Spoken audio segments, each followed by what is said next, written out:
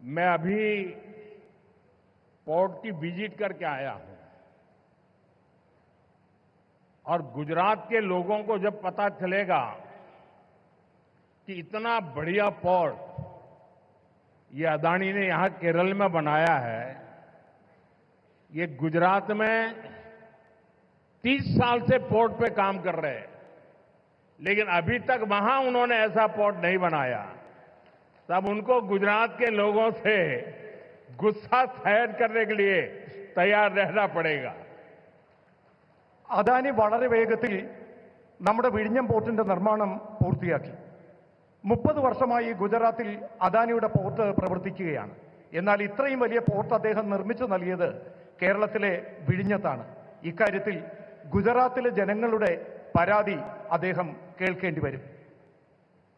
हमारे मुख्यमंत्री जी से भी मैं कहना चाहूंगा, आप तो इंडिया अलायंस के बहुत बड़े मजबूत पिलर है। यहां शशि थरूर भी बैठे हैं और आज का ये इवेंट कई लोगों की नींद हराम कर देगा।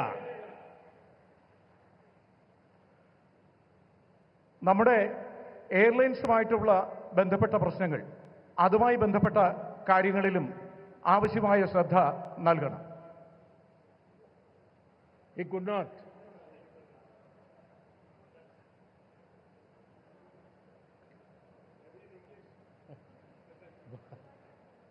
मैसेज चला गया जहां जा रहा था।